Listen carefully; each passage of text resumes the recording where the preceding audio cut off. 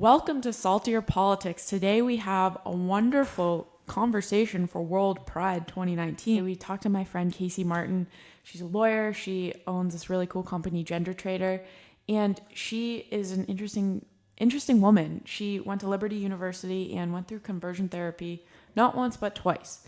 She talks about all that here, and she's also a conservative. We get into it. We have a great conversation, and I'm really excited, Julie, for everybody to be a part of it. I am as well. Tweet us back at Saltier Politics, Politics Saltier, and let us know what you think. We'd love to hear from you. Happy Pride. This week, I'm very excited. We have my friend Kacey Martin on. She is a lawyer by day and the owner of Gender Traitor Shop by night. And Kacey can tell you more about it. But Julie, I'm really excited to have Kacey on because this is Pride Month, and Kacey is an interesting case. She is a lawyer. She is a Republican. She is religious and also a lesbian. So quite the anomaly. Right. So I'm excited for you guys to meet and to kind of talk about her journey. She went to Liberty University, both for undergrad and law school, and has been through conversion therapy twice. So tell us that story, because Liberty, for those people who don't know, was founded by Jerry Falwell Sr., right, Kacey? Yes. It's actually in a beautiful part of Virginia. I've been there. It's a stunning campus, but certainly quite conservative, still run by evangelical Christians. And I assume, knowing that there are many things you can't do, like drink on campus, smoke, certainly I assume engage in premarital sex, regardless of your orientation. So did they make you undergo conversion therapy, or how did that work? Yeah, so the second time that I underwent conversion therapy was while I was at Liberty. I actually knew I was gay before I went to Liberty, but I was essentially told that I couldn't go to Liberty if I was gay. Right. So it was almost like go to the college that you've been accepted to and have a scholarship to, or be gay. So I kind of had a mentality of, okay, maybe I can, be fixed, I guess, by this school of, in my mind, normal people. And by the time I was in my junior year, it became pretty apparent that I wasn't going to be fixed or changed. So I started to slowly come out to a few people on my hall that I thought I could trust. And then I got called in by my RA, and they sat me down and they said, listen, we've heard that you are attracted to women. And I said, that is true, yes. And they said, okay, well, you're aware that that's a violation of what's called the Liberty Way, or their code of conduct. And I was like, yes, I'm aware of that. And they said, okay, well, we don't want to punish you. We want to help you. So instead of giving you reprimands and a $500 fine, which was the punishment for homosexual behavior. Which is, for a college student, actually not just for a college student, an obscene amount of money. But, yeah, no, it's crazy. Right. It's the same. It's actually the same amount that you would get fined if you had an abortion or practiced witchcraft. Wow. So that's a real thing. They said, we're just going to send you to therapy here on campus, and once you complete a certain number of sessions and we feel like you're headed on the right track, then you won't have to go anymore. So that's when the second round of conversion therapy started. And what's conversion therapy entail? What does that mean?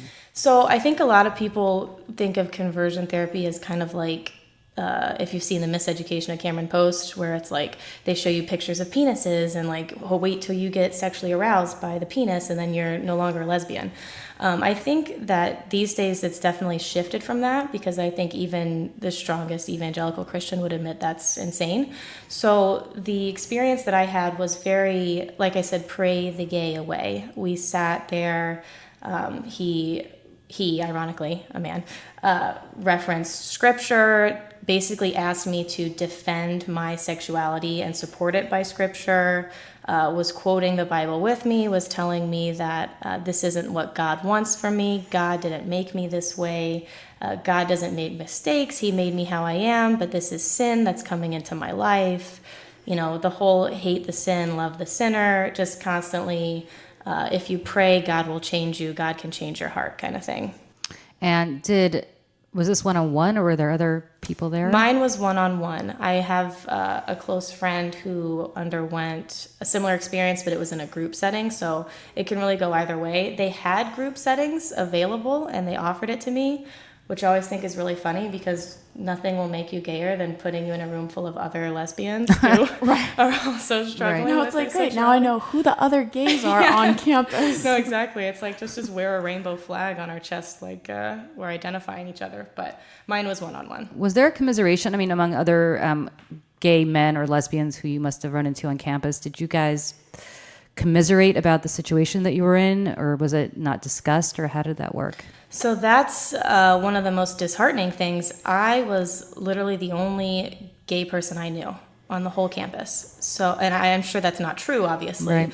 But in my eyes, I was kind of very much alone, even though I ended up meeting one of my significant girlfriends my junior year recently after the conversion therapy failed. But it wasn't like there was this underground kind of gay community where we could band together. It was very much isolated.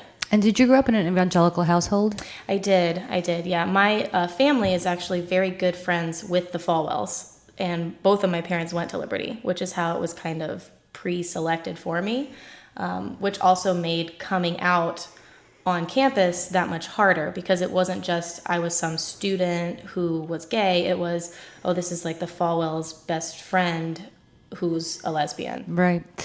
You know, what I find interesting about this whole situation is that certainly never having gone through anything like that, but it would seem to me that if you grow up with that imbued into you from day one, obviously, and you grow up in a very religious household, which is fine, and then you go to a school that buttresses everything that you've grown up believing. And I'm sure you probably agreed with everything else going on at the school. I assume you probably grew up in a religious, you yourself maybe were religious by the time you got there, or believed what they were teaching. And then was your attitude about this whole conversion therapy, was it rebellious, or did you actually really try to pray the gay away? Yes to both of those things. So I think, again, when I first started at Liberty, I really thought I could change, and I really wanted to change. I wanted to just be normal. I saw all the girls on campus holding hands with the boys, going home to meet the parents, and I just wanted to fit in. I just always felt so odd for so long. I mean, I knew I was gay since I was 14. So initially, yeah, I did try to pray the gay way, and I tried to do the whole Liberty way, go to prayer meetings and all of this. And then by the time I was a junior, I just felt everything within me kind of leaking out at the seams, if you will. And that's when I just said, okay, like I like girls, and I'm just going to tell people, and whatever happens, happens. After the conversion therapy, I very much rebelled against the church. I did not consider myself to be a Christian. I hated everything to do with it. I hated God because in my mind, he did make me this way. And if he made me this way, why would he want to change me? And I just felt very kind of kicked out of the church and not wanted. Obviously, that's come full circle. I am currently a Christian, and I do consider myself to be a Christian. And that's very important to me. But initially, there was definitely a backlash that pushed me away from the church. And what made you stay at Liberty for law school? Was it just because it was the easiest path to take, or did you still believe in everything else Liberty was espousing, and you thought that was a good place to be, or what was the reason for that? I think by the time I had reached law school, I was in a relationship, like I said, with a woman. We were living together, and somehow in my mind, I was still trying to reconcile that interplay between faith and sexuality. And I thought, okay, I can have my kind of secret life over here with my girlfriend, and I can have my good religious life over here with my school, and the two never have to commingle, almost this church and state separation in my mind. And it really wasn't until I moved to New York that I realized you don't have to separate the two. You can be gay, and you can be a Christian, and you can be anything you want to be in this world. But I think going into law school, that was my mentality of I can do both things. I just have one hand in each cookie jar. Do you think, now living in New York and being out, but also being a spiritual, obviously religious person, Can that coexist in the way that I'm going to use the Falwells as an example only because we're talking about liberty, but it could be the Falwells or Robert Jeffries or any of these other very prominent evangelicals. Can that coexist for them, do you think? I mean, can they accept you in their community the way you are if you subscribe to virtually everything else? Do you think there's a way to convince people that this is in fact how God made you?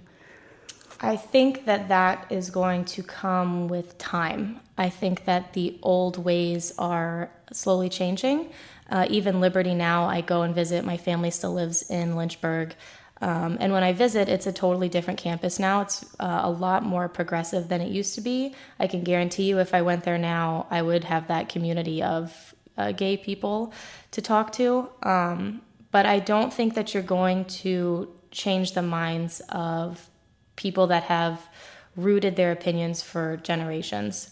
I think that it's going to take new generations to kind of enlighten the older generation and in the same way train new generations. So I don't know if you can kind of teach an old dog new tricks, but you can certainly raise new puppies. I have a very good friend named Bill Baroni, and he was a Republican state senator in New Jersey, very Catholic, very, very religious, and gay. And he was the only Republican when New Jersey was voting on marriage equality, going back, I want to say almost 10 years ago, if not more, to vote for marriage equality. And he was desperately worried, he wasn't out yet, he was desperately worried that he was going to be able to not be able to take communion, he was not going to be able to participate in any of the church rites that were so important to him. And again, his faith is, much like you sound, yours is very important to him. I remember having this conversation with him where he said, people keep telling me, not in so many words to pray the gay away, but people keep telling me who know that I'm gay, why are you doing this? And you can change. And he said, don't you think that if I could, I would? That my life would be so much easier. Yeah. And I remember him saying to me, I could be president of the United States if I were straight. I mean, this was a very ambitious at the time, very prominent Republican at the time. No longer is, but what's so fascinating to me about that is to people who do say pray the gay way, it sounds to me like if, especially in a situation like yours where your entire family is so close to this culture, and you grew up this way, if you could, wouldn't you? And so I always, and I'm straight, so for me, obviously this is more of an intellectual exercise, but I struggle when people say that about others because it's not like you're choosing to make your life more difficult for yourself. I'm sure you would have loved to have had a boyfriend and hold hands with him and go meet his parents when you were 19 or 20 and go to all the stuff that, straight women and men did. But I don't grasp that. And have you ever had that discussion with people that just say to you, this is a lifestyle that you choose rather than this is how you were born and you can't fight it? Yeah. Oh, that's the constant debate, I think. That's really the thing that holds what would be most conservatives or Republicans, however you want to identify them, back from acceptance is they do see it as a choice. They see it as a lifestyle. And I think someone actually once described it to me when I came out to them in law school. They said, well, homosexuality is different than other sins because it's the only sin that you choose to identify yourself as. I don't identify myself as a liar, but you identify yourself as a lesbian. So you're using that sin as an identification tool. So that's what makes it so different. And that breaks my heart. I've had that conversation with my mom the many times that I've tried to make her accept, how I am when I was coming out to her. She literally said that she wished I had told her I was pregnant with a drug dealer's child than to do this. And she even said, you're choosing to live a difficult life. And I said, Mom, don't you understand? I'm not choosing anything. And I used to say that a lot. I would say, don't you think if I could change, I would? Don't you think I would choose an easier life? And I think now that I've reached a point of almost acceptance and really self-love, as cliche as that sounds, to where I don't think I would change anymore. Even if, God came down and said, okay, almost this Ovid metamorphoses option of you can be straight if that's what you want.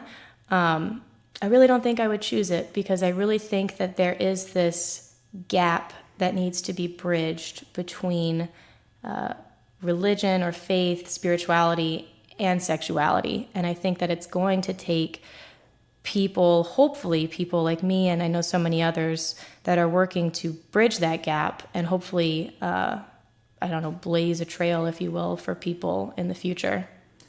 What was the difference? You said you went to conversion therapy twice. What was the mentality as how old? 14 the first time? Right. And why? Why the first time at 14? So the first time I went was because my mom found out that I was watching the L Word. And this was like 2004. The L Word was like this hot new thing, which I know it's about to be again for all the new baby lesbians out there. That's very exciting. But this was 2004. This was a brand new concept. I was just figuring out like what I was, how I felt. You know, you're 14. That's what every 14-year-old does. I was too young and stupid to delete the browser history on my computer. So I woke up one morning after my wisdom teeth had been pulled out, and my mom was sitting by my bed and said, "What's the L word?" And that turned into a conversation that I was not ready to have with my mom, who then said, if you're having these thoughts, then you need to go see a therapist.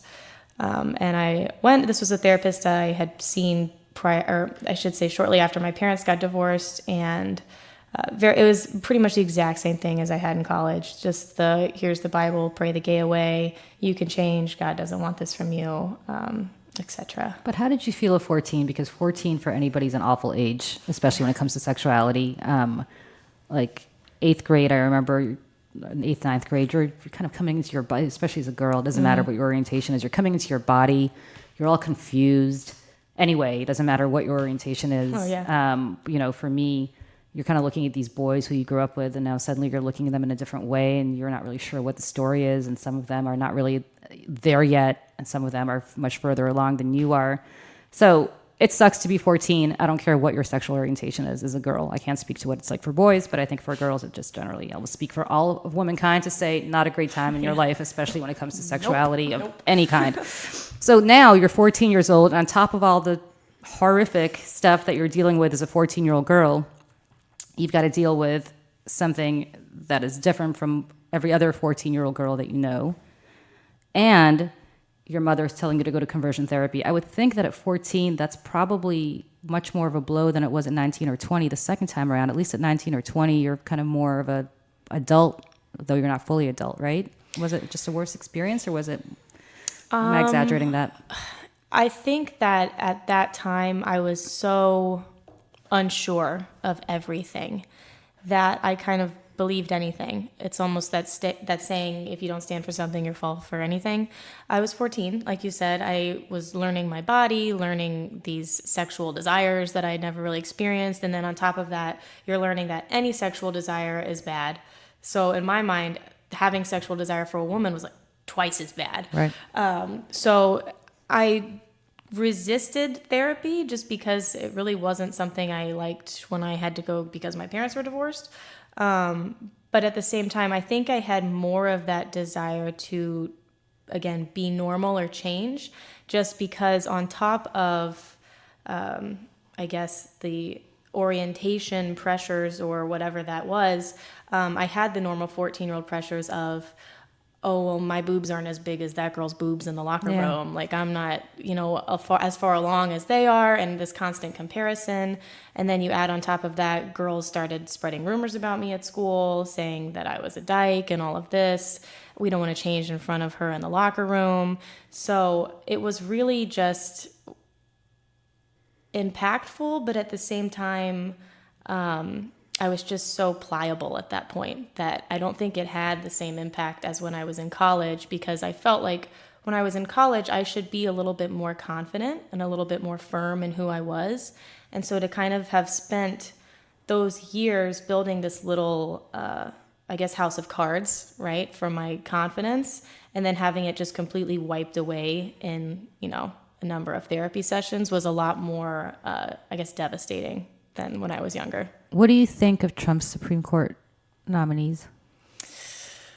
Because you said you're a Republican. Obviously, you're a conservative. But these are also people who may not vote on the court in ways that benefit you personally. So what do you think? So my approach to politics is maybe a little bit different than a lot of people. I don't vote for special interests. I obviously very much support equal rights, equal marriage. I would love to get married to a woman one day. That is my hope.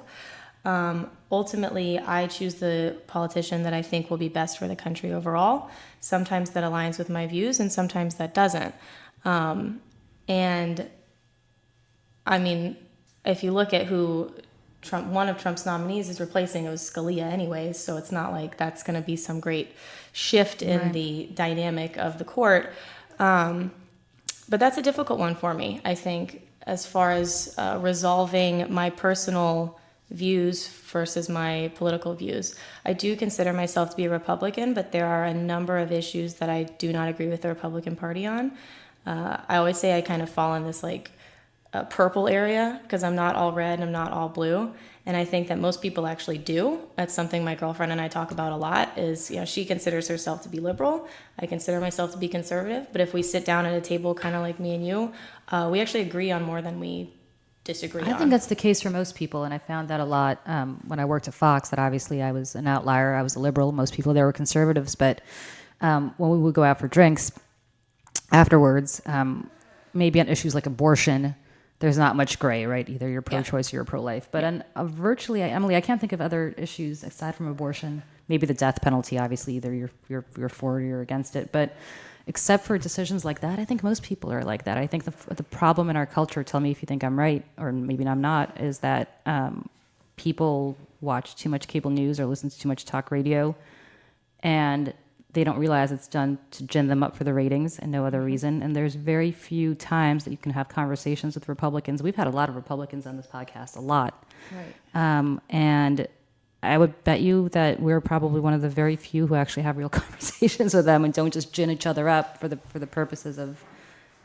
It's true, because at the end of the day, every parent or every person wants what's a great education for their kids. And, you know, one Republican may live in a school with great charter districts, whereas another one, or charter schools, where another one may not. So the argument is just listening and then perhaps finding what's the best part about charter schools that could be emulated. But when you don't sit and you don't have those conversations, that's when these vehement you can't even sit and have a conversation comes up. Yeah, no, I totally agree. I think that, well, that's obviously one of the things we first bonded over, Emily, was you found out I was conservative, I found out you were liberal, and we were like, let's discuss, you know, what is it that we have in common? What is it that we don't have in common? And I think that I think that there's very few people in America who are truly 100% Democratic versus 100% Republican. No question about it. I really do. And I think the fact that our political system is so polarized only works to further divide our country. And that's really disappointing because, you know, the nation's motto is e pluribus unum, out of many one. And unfortunately, I think we're moving away from that right now because we're all focused so much on our differences and what we don't have in common and how we can move to kind of bolster our own individual views. We're not looking at this as, hey, listen, we're one nation. So what can we do to grow together instead of growing apart? And I do agree, you know, Republicans watch Fox and liberals watch C-SPAN, and that's just the way it is. And there's a real problem with that because they're both going to be slanted towards, like you said, gearing up their positions. One thing, though, I found very striking was when someone you take is attacking your humanity and what you believe in and your personal happiness, your marriage, your way of life, it's then hard to have those kind of conversations. So how do you de-escalate it? I'm gay, and I think it's more important to talk to an audience who doesn't agree with you, to have that dialogue. But what do you say when people may be in that kind of very confrontational area? Yeah, I think that at least getting back to kind of what we started with, which is religion, it's interesting when I tell people, well, there's two things. One, I think that we need to break down the assumptions that we have about each other, right? So you tell someone you work for Fox, naturally he assumes, oh, you're some conservative right-wing bigot, right? And I always tell people that I could introduce myself in 2 words and you could think you know everything about me. I could introduce myself as a Christian who's from the South, or I could introduce myself as a lesbian who lives in New York City. And just based on those two things, you would assume, oh, she's some liberal who voted for Hillary, or oh, she's some conservative who voted for Trump. And the thing is, I'm all of those four words right there and so much more. But we just are so quick to kind of put people in boxes because we want to understand people, categorize them, and be done with them. We don't actually want to learn who these individuals are, learn their stories, their experiences. And getting back to what I said about really the religious focus is what you just said, Emily, as far as speaking a message to an audience who may not be as receptive is really the message of the Bible, honestly. You know, we are called to go forth and minister to all the nations and all the world. That is the Great Commission. That was Christ's last directive, essentially, to his disciples, to his followers, to whoever. So if we're really, our mission as Christians or as, humans on this earth, whether that's religious or not, is to spread your message, who better to spread that to than people who have never heard it or people who disagree with it? How else are you going to really make an impact on the world? But your message is not the same message that I would, and I'm not going to, again, I don't intend to single out the Falwells, but just because we're talking about liberty, it's not the same message that they would preach. They would say, go and put forth your message. The message is you're living a life of sin. Yeah, that's absolutely true. So who gets to determine the message, I guess? In this evangelical, if you're using the word evangelical in its true sense, who's going to preach the good news, and what's the good news that you're going to preach to people who don't agree with you? Yeah, I think that... I say this as a Jew, by the way, so I'm going to stop right now because I obviously don't know much about this, but go ahead. No, I think that, honestly, we're seeing a little bit of a trend in the church to... It used to be you would have a pastor who would stand on a pulpit and whatever he said, that was the gospel truth, okay? I think that we're reaching a point where it's falling more on the individual. People read the Bible or the Quran or whatever their religious text is, and they're receiving different messages or different truths really from those scriptures. And I do think we're seeing a lot more, I don't want to say flexibility, but maybe growth in the concept of spirituality over this religious dogma that we've seen for thousands of years now. So I do think that it is a more individual approach to either, again, whatever religion that you are. I have a Muslim friend who is very accepting of gay rights, gay marriage, whatever, just like I have Christian friends who are not in any way accepting of it. And I think that really focusing on your relationship with God, the universe, whatever it is that you identify as, is hopefully going to become more important than, like the song says, paraphrasing a book that was written 3,500 years ago.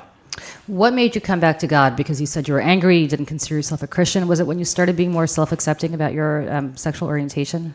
I think it was. I think that my anger with God was really my anger with myself. I was very much struggling with, of course, who I was, the life that I wanted to lead. Being a lesbian had always been portrayed to me as this kind of stereotypical, like super short hair, like more butch, I guess, typical gender roles. And realizing that I can be who I want and I can be with who I want, and I can also hold that person's hand and walk into church, and anyone who wants to give me a dirty look can give me a dirty look, and I really don't care, had a lot to do with it, because I do identify a lot of my faith with my family because I was raised in that home. To me, going to church isn't just going for God, it's going as a way to feel connected to my upbringing, to feel connected to my family, who I really don't have that much in common with at this point. It's a focal point of conversation when I do go home. So it's important for a lot more reasons, but I do think that that level of kind of acceptance and just self-recognition really had a lot to do with it. Just a peace, maybe, an inner peace with myself. How is your family right now with you? Are they accepting it or at least living with it? So for a long time, it was like a don't ask, don't tell policy. And then a few Thanksgivings ago, how many was that, Emily? Was that 2 Thanksgivings ago, I think? 2 Thanksgivings ago, because I think I called you like right after or something. I just sat my mom down and I was like, listen, this isn't going away. It's here, it's queer, it's gonna stay, not in so many words, but that's basically what I said.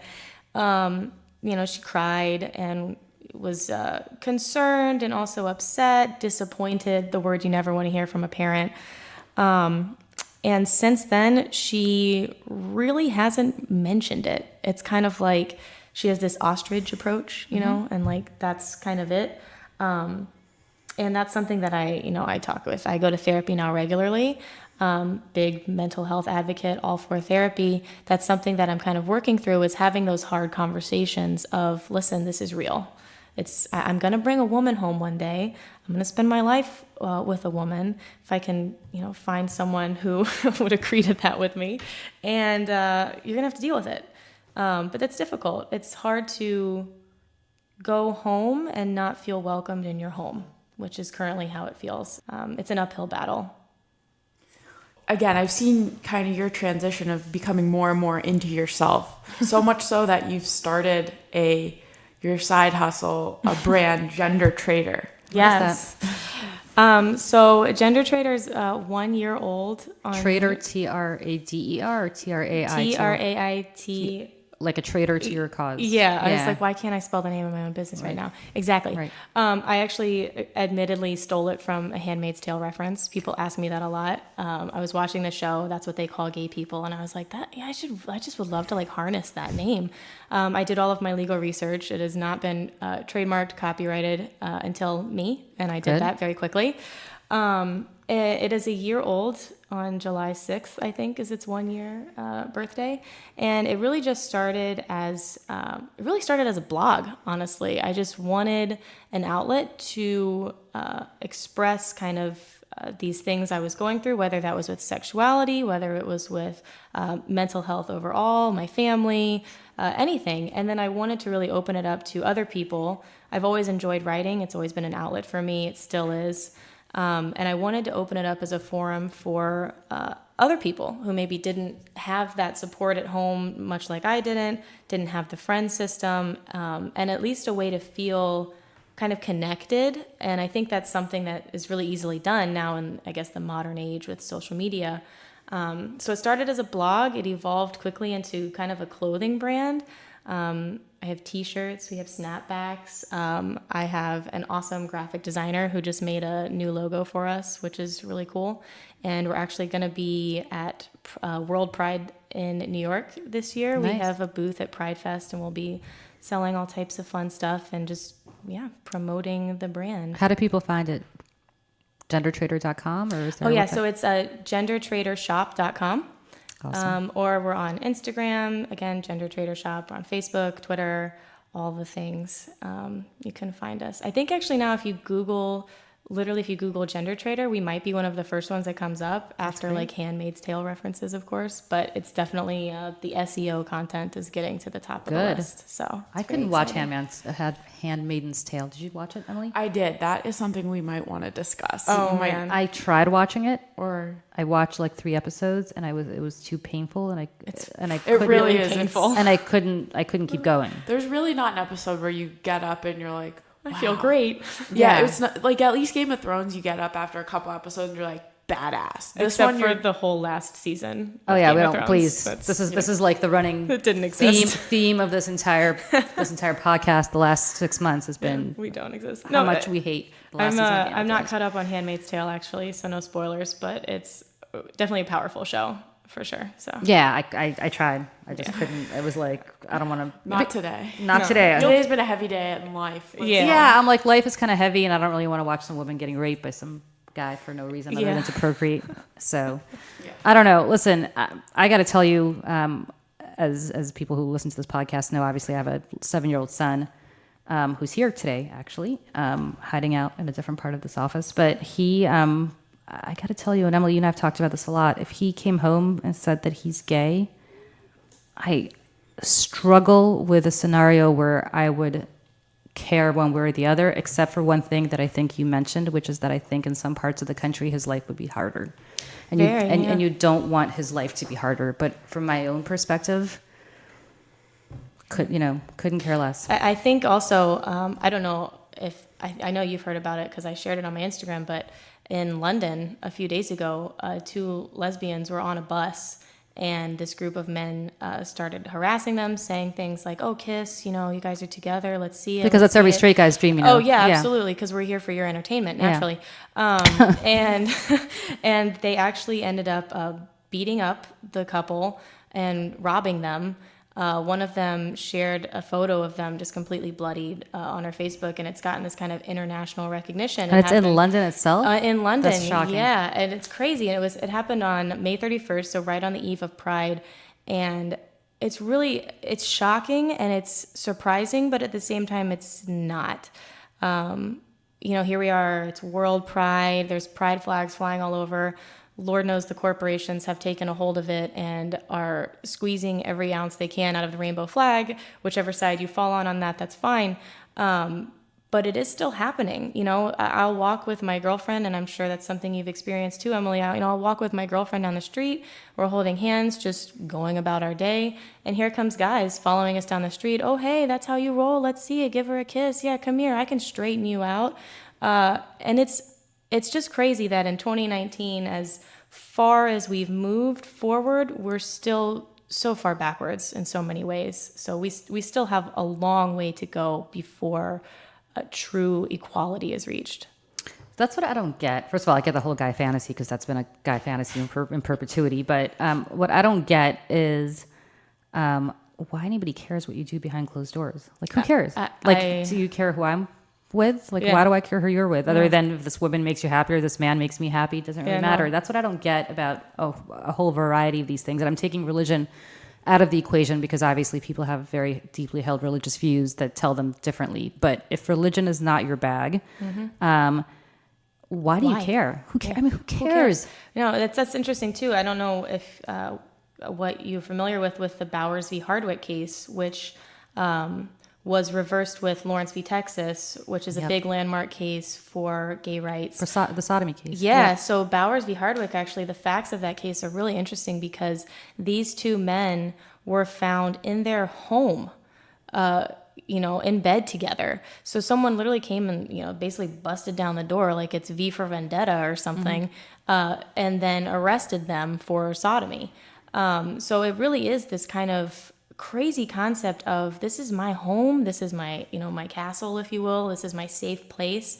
And even that is still, obviously there's been so much progress since then, but still that concept of what we do in our homes is everybody else's business, but what other people do in their homes is totally fine. But here's what's interesting, is that sodomy related to that case? Was it just 2 men? Or if this was, would the law apply, was there a blanket sodomy ban if this were a man and a woman? Yeah, so that's actually a point I tongue-in-cheek, I guess, brought up in law school.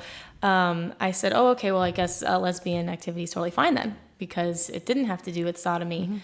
And that's absolutely was the case legally. It only related to sodomy, had nothing to do with women, and even a lot of references that you find in the Bible refer strictly to sodomy. So again, I kind of almost joke about it. I'm like, "Oh, well, see, being a lesbian is totally fine." Obviously, Well, of course, because the Bible is written by men, and we all know men love nothing more than the scenario of 2 women together. But keep going. No, yeah, exactly, and that's kind of the point. But obviously, lesbians still very much being discriminated against at that time. If not, if it wasn't codified, it was certainly de facto the case and still is the case.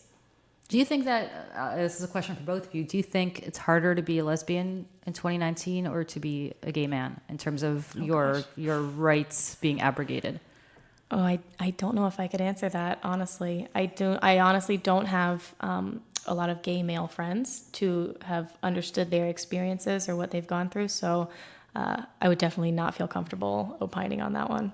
I think being a woman, I feel more hypersexualized being gay, because I feel also as a woman that you have to prove sometimes that you're smart if you're attractive. I don't know, Julie, maybe you've had to deal with this. Like, But that's not a gay or straight thing. I think generally if you're an attractive woman. hyper sexualizes it. Not only are you an attractive woman or a woman, but who's already sexualized, but then you have the gay thing into it, and it's just exponential. So I think I will say one thing, and maybe this is indicative of my answer before I even say it.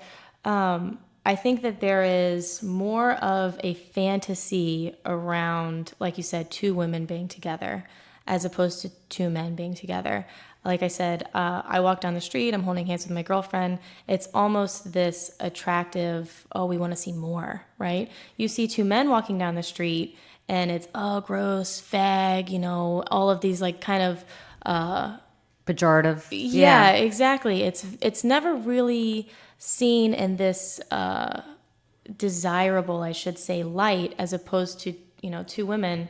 Good Lord, look at the porn industry, for crying out loud. How often do you see like, oh, threesome, two women? Oh no! By the crazy. way, you raise an interesting point. I don't know how I know the statistic, but I read it somewhere.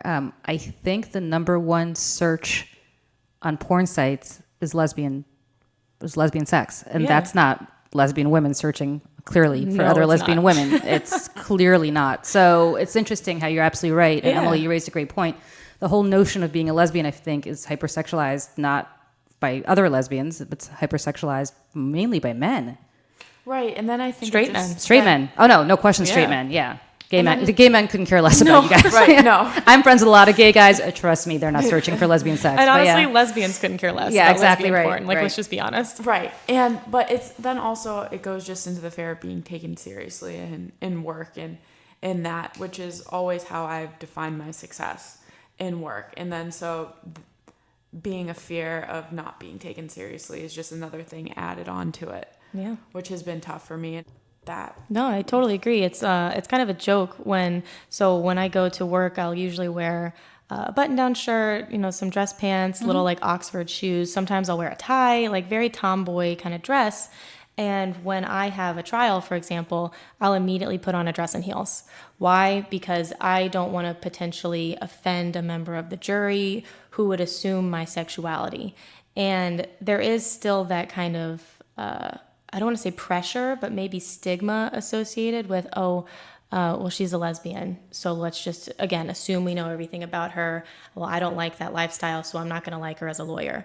So it's almost this expectation of, or almost like I'm on a show. Like, okay, I've got to put on the dog and pony show for the jury, make sure I look pretty, do my makeup, do my hair, wear the heels that are going to kill my feet by the end of the day, and the dress that's too tight. God, I can relate to that. Yeah, having it's been at terrible. Fox for a long time.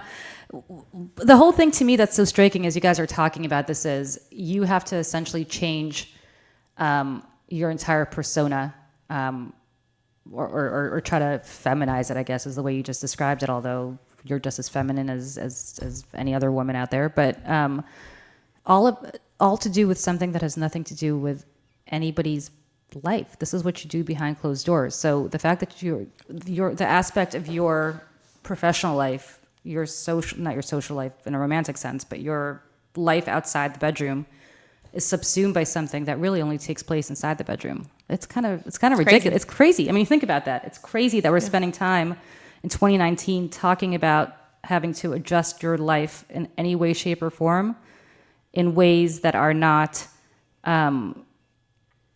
meaningful to anybody who you're not spending quality time with in your bedroom. I had a very good friend. I still have a very good friend who actually he's gay. He got engaged yesterday, as a matter of fact, to his boyfriend, my friend Ben. Emily, I think you've met him. Yeah, it was Congrats, great. Ben. Yes, it was a great engagement party, Ben.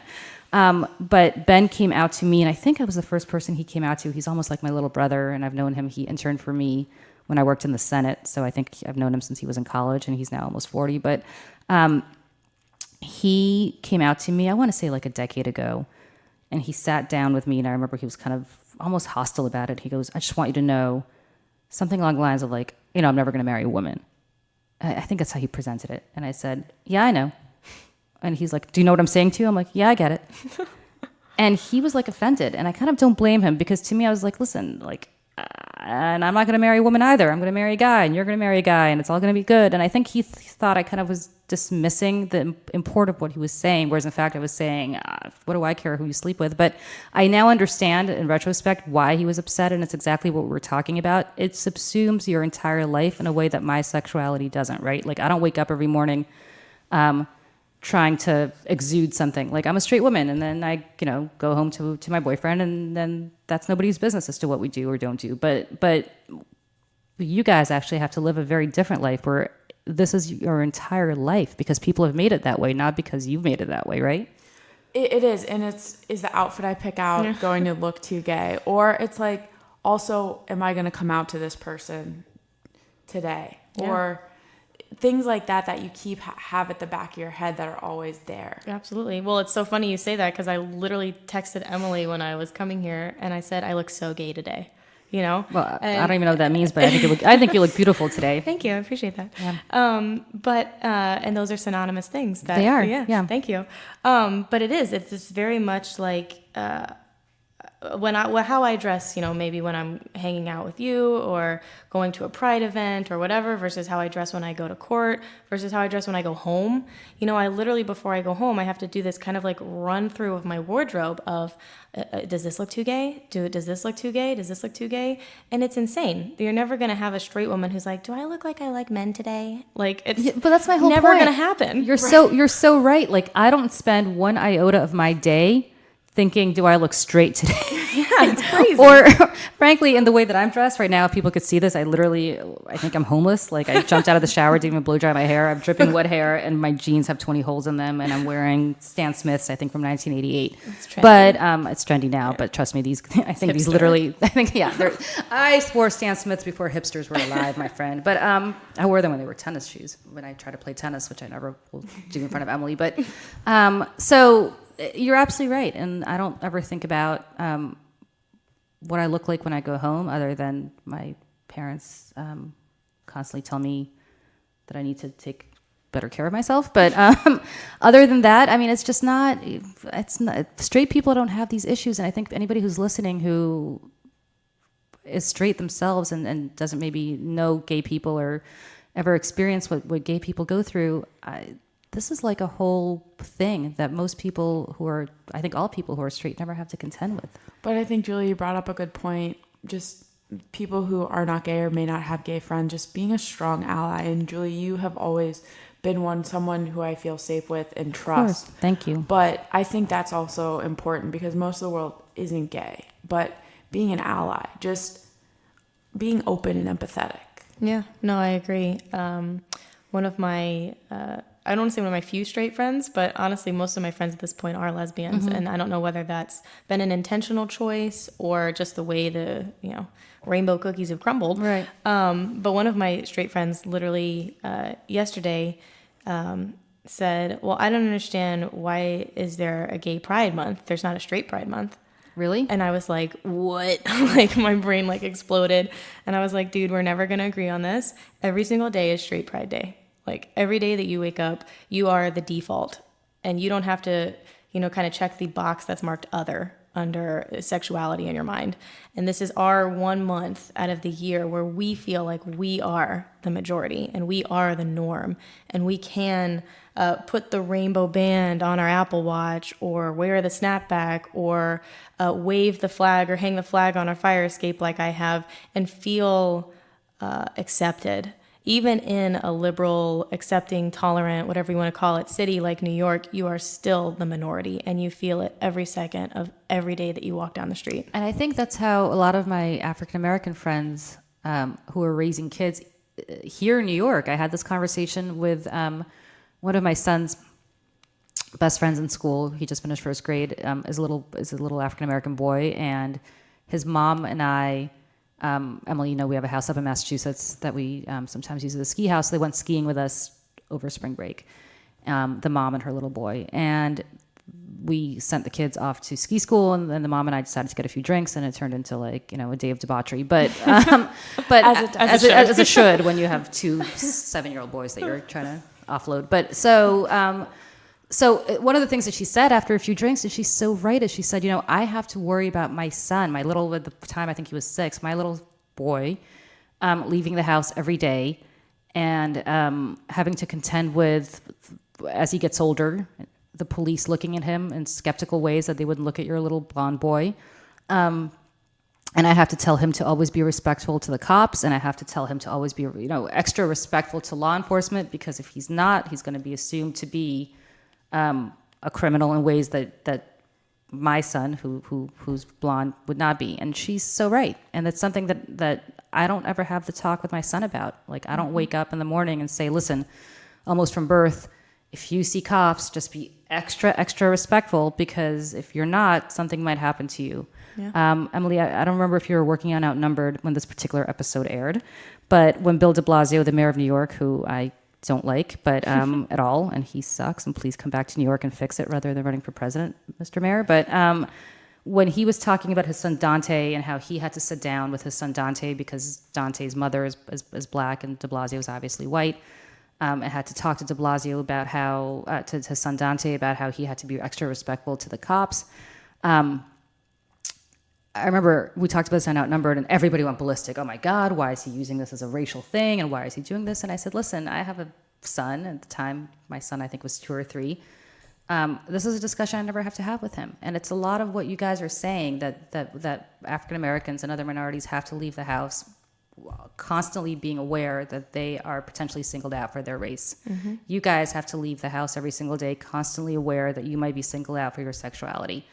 As a white woman who's straight, I don't ever have those kinds of concerns. Yeah. And that's a lot for you guys to carry. That's a lot for anybody to carry constantly. It's like an extra boulder you have to carry. And I think most people who are not gay or don't have gay friends may not realize what a hassle that is every single day. Yeah. And I think the one, well, obviously there's, of course, differences historically and otherwise associated with racial discrimination, well, sure, sexual discrimination, whatever. People see your race before they see your orientation. Yeah, right? And that's my point, too, is we also have, I guess, not to make one greater or lesser than the other, but we have the unique burden of essentially coming out to everyone we meet, mm-hmm. right? Because straight is the default. And unless I'm walking around wearing a dress made of rainbows, when you see me, you might not assume that I'm a lesbian. So I'll have guys hit on me, or guys ask for my number or whatever. They'll send me like a message on Instagram, and I'm like, listen, like, I'm flattered, but I'm gay. And they're like, oh. Even better. Really? Yeah. Bring your girlfriend over. That's fine. And I'm like, no, like, I don't want to do this, If I'm an African-American woman, I'm an African-American woman. Right. You can see that I'm an African-American woman. I don't have to tell you, by the way, I'm black, As a lesbian, you do. Every single person, and whether that's by slipping in the fact like, oh yeah, my girlfriend and I like this Broadway show, or, hey, listen, dude, I'm gay. However you choose to do it, you constantly have to do it to everyone, But do you have to do that to people who are not hitting on you? Like, do you have to do that? So Emily and I knew each other for a very long time before she actually told me that she was gay. Did you have to do that? I mean, I think you told me because you wanted me to meet your girlfriend. I mean, there were reasons why you told me, but the point is, I don't ever have to go around being like, oh yeah, P.S. I'm straight. I might be like, hey, Emily, I want you to meet my boyfriend, but that's different than having to affirmatively declare what I do behind closed doors and with whom I do it. Well, I first think it's feeling out for me as a security thing is, am I safe telling somebody? Or what are their biases? Mm-hmm. Because if I know this person is biased or something like that, it's testing the waters. And then it's also, I genuinely wanted to be your friend. And you can't really be someone's friend if you give them half-truths mm-hmm. and you live half-lives. Because if I'm only telling you about half and the issues of my day, we only know each other on a surface level. I definitely think, Julie, you and I know each other deeper than that. That's and there's for sure. Yep. No way we could get there if I was only half of me and so guarded. Because I think the beginning when I first do know people, it's first like, do you trust my work? Do you trust me? All these different things that I'm like, security-wise, I'm good. Okay. She doesn't have any biases. Okay, I'm good. She's not going to be uncomfortable with me being me. I'm good. It's just this checklist in my head where it's kind of exhausting, but then it's like the people who I am close to, I am extremely loyal. I've felt this way, but it's not easy because in case you raise a good point that This is something you affirmatively have to do, which virtually nobody else does. If it's not gay men have to do it, and lesbians have to do it, but I don't know. You're absolutely right. African American women or anybody else don't have to affirmatively tell you who they are. People can see it. Yeah. Which makes it harder for them in some ways, because obviously they can't hide against bigots in ways that other people can. But it's also exhausting, I would think. It is. And I think, there is something to be said. Yes, what defines, I guess, a lesbian, a gay man, whatever, bisexual, it is really, of course, technically what goes on behind closed doors, but at the same time, it's not, because it is a lifestyle. It is who we are to the core of our being. And I feel that every time that I go home, right? Because I can think, oh, that is what I do behind closed doors, and that's nobody's business and whatever. But even down to jokes, the dialogue, shows that we watch, characters that we like, I can't go home and be like, oh my gosh, that girl looks just like Dana from The L Word. People will be like, what are you even talking about? Or, I can't like have the same kind of connection that I have with people that are in the LGBTQ community. And so, yes, it is technically, it's nobody's business. It's what we do behind closed doors. But at the same time, it's so much more than that. And I think that that becomes very difficult when you can't just be honest with who you are with everyone. That we don't have time for this conversation, but you raise an interesting point, which is how much of your sexuality is just about sex and how much of your sexuality is the core of who you are and defines everything about you. And I've never given that any thought as a straight woman to myself. But I assume that if you're in the situation that you're in, especially having grown up, Kacey, the way you grew up, that it's probably a lot more than just your sexuality, right? It's just about sex. No, it's not just about sex. Yeah, exactly right. No, that's great too. But. Yeah. All right. Yeah. This is honestly, I think, the most fascinating podcast I've ever done. Thank you for joining us. Part 2. We'll definitely have a part 2 for sure. Definitely. I want to do that. Thank you guys for having me. Happy Pride, everybody. Happy Pride, everybody. Happy Pride. Come to World Pride. Come see me. Definitely. Julie, I very much enjoyed what just happened. We just had an absolutely amazing chat with your friend, Kacey, who hopefully now is my friend, Kacey, but just a great conversation. Kacey is a lesbian. Happy Pride, everybody. Kacey grew up as an evangelical Christian. She's a graduate of Liberty University and Liberty Law School. She still considers herself a strong Christian and a conservative. It was just a lovely conversation. I hope more people have conversations like this, because you may find that you agree more than you disagree with people in politics when you talk to people who are not of your views. And, having this conversation and showing that being religious and being gay they're not mutually exclusive is something I think is really important to hear. And just to be able to have the conversation that we did is something I think that can be emulated across the country. I really hope more people do. And I think as we talked about during our conversation, unfortunately, our political discourse is skewed towards 140 characters or whatever it is on Twitter, where you can't really have nuance, or cable news, where you just have shout fests, and you specifically have to find people who are diametrically opposed to each other to argue and debate, or talk radio, which really is off the hook. Very few conversations where people actually just have discussions for the sake of having discussions, and I hope that more people have those kinds of discussions, and I hope more people understand that you can't have 100% of... You'll never find anybody you agree with 100%, but if the person is a good person and you share different views, as long as you are not a discriminatory bigot, there's no reason why people can't be friends. Well, that gets me right into what I'm salty about this week. The Catholic Church spent $10.6 million to lobby against legislation that would benefit victims of child sex abuse. So all these victims of clergy who have been sexually abused, the Catholic Church has been lobbying and has spent, in a new report, found over $10.6 million to lobby against this legislation.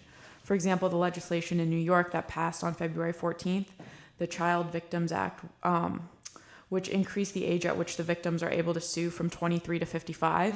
The Catholic Church spent almost $3 million lobbying against that. So that is making me extremely salty, but it also, being raised Catholic, it also just is just another example of the hypocrisy in the Catholic Church. Well, I have this policy of not criticizing religions that are not my own, so I'm not Catholic, so I'm going to withhold my views on what you said, other than to say the following. I generally think that if you are an entity that preaches morality and tells people how they should live their lives, and you're didactic, which is really the definition of what all faiths are for the most part. I shouldn't speak to all faiths, but all three major religions. You probably should, and especially if you claim to walk in the footsteps of Jesus Christ, you probably should emulate him. And I truly, and this goes for I'm Jewish, this goes for my religion as well, because certainly this happens in Jewish communities as well as Catholic and other Christian denominations. Why are you protecting pedophiles? I mean, there's under no circumstances is this acceptable. I don't care what your reading of scripture is. It's just not acceptable. I mean, these are the most vulnerable, and I don't want to start quoting Jesus about protecting the most vulnerable among us, but because I'm not qualified to. But I mean, these are kids, right? And I get that you don't want to bankrupt. You know, I was somewhat involved in similar legislation in New Jersey to extend the statute of limitations, and not just for the church, but for other entities as well, on child sex abuse. And what I don't understand is, I get the church and other entities are worried that they're going to be bankrupt if people keep suing them for this. I completely get it. On the other hand, you are a moral institution, and your job is to preach morality. And I would think that the quest for the almighty dollar is not as important as protecting and making right the victims of child abuse, a lot of whom have committed suicide or have had lifelong psychological problems based on the fact that they were abused by a priest or by a rabbi or by an imam or by, their next door neighbor. Well, the church has always, I feel, been out for itself. I was a history major in college, and one of the stories that always stuck out to me about the Catholic Church was why Catholic priests can't get married. And it was actually because Catholic priests were at first allowed to marry. Council of Nicaea is when they adopted all this stuff, I want to say, right, like in 300 something. But it was when the church was losing so much land because priests, when they died, it was going to their families and not back into the church. And the church was concerned that they weren't getting this land back. So then it becomes part of the word that priests can't get married. So it's simply to retain land. Well, and then you have popes in the Middle Ages, like the Borgias, or during the Renaissance, who had multiple children and made their children huge landowners. And Cesar Borgia, who was the son of a pope, was a huge battle commander and control. I mean, it's pretty interesting to me how things have evolved. Again, not for me to discuss or criticize somebody else's religion, simply just to say, if you're a human being, I don't care if you are wearing a collar or you're not, staying away from little kids is definitely the wise thing to do. And if you have abused that, then you deserve to be brought to justice, and not just defrocked and not just moved from one parish to another or from one school to another, but prosecuted under the law like anybody else would be. I will say an amen to that. Thank you. I'm going to tell you what makes me salty. And before anybody starts tweeting me about how dare I go after the president's children, they are not children. They are all adults who are approaching 40, some of whom are over 40. Why the hell were Donald Trump's children at Buckingham Palace? Especially the ones who don't work at the White House. Like, why was Junior there? And why was Eric there, who are working for the Trump organization and have nothing whatsoever to do with the government? They're doing it all for the Insta. I mean, no, they're doing it because they want to hang out. I mean, it's like, I get it. Like, they want to hang out with the royalty. Right. I understand. Everybody wants to hang out with Kate and William. But why were they there? Why was Tiffany Trump there? And it's not that I have anything personally against her. I just think it's a bad look. Unless anybody says, well, Malia Obama and Sasha Obama accompanied the president. Different, right? Different. They were minor children who were living at the White House. I don't even have a problem with Ivanka and that dope Jared doing it because they work at the White House. But why were private citizens hanging out at Buckingham Palace? Are we trying to pretend that they're some sort of American royal family? I mean, it's the whole thing drives me. The nepotism in this administration drives me up the wall. It's insane, and it needs to stop. And I feel bad for the Queen because I'm sure she was like, I can't believe I have to hang out with this orange marmalade dope, and his children. And this whole family just drives me nuts. I can't wait for them to go, all of them. Yeah, I concur. I think they're doing it all for likes on social media. No, it's like the experience. Like, okay, it's, you know, Right. it's like, wow, okay, we get to hang I out with the just- royal family. Like, look at us. We get to hang out with the royal family. And it's not like I'm a huge fan of the royal family. I really couldn't care less about them one way or the other. I just don't understand when there's a state visit that you're making why your adult children who work for a private corporation that does business in said country, as in they own a golf course in Scotland, why they get to go. And on that note, by the way, did you see Trump saying to the Prime Minister of Ireland, do you know about walls? Do you guys have walls here? You really should build a wall. Like, does this guy not know anything about the history of Northern Ireland and Ireland? No, he does not. Like, is he the only person? Is he the only living person who lived through the quote unquote troubles in the latter part of, or not just the latter part of, basically throughout the 20th century, who doesn't understand when you talk about the Irish, you're talking about walls, especially now during Brexit, when you have Northern Ireland Brexiting as part of the UK, but the rest of Ireland remaining as part of the EU. What that means for a nation that has been riven historically. War torn, right? I mean, war torn, going back to William of Orange, prior to William of Orange. I mean, I don't want to get into the whole British/Irish history class here. And also, now that we're on a salty thing, one last thing, and then I'll stop. I promise. I actually didn't know what made me salty, but now it's a lot of things coming out. It's like a therapy session. When you're abroad, and this actually applies not just to Trump, Obama did this. I didn't like it either. I hate when politicians do this. Politics stop at the water's edge. When you are representing our country abroad, stop trashing your political opponents back here at home. And again, I'm not blaming Trump for this solely. Obama did it. I think Biden did it. I just don't like it. I don't like it at all. If you're abroad, just stop. We're all Americans when the minute you set foot outside of this country. So stop trashing Nancy Pelosi when you're sitting in front of the American cemetery in Normandy, in front of the people that died to free Europe and to save the world from Nazism. I mean, don't trash Nancy Pelosi, Mr. President, when you're sitting literally in front of white marble crosses on hallowed ground where Americans died fighting Nazis. So, on that note, happy Pride, everybody. A woman to all of that. All right, everybody. We'll talk to you next week.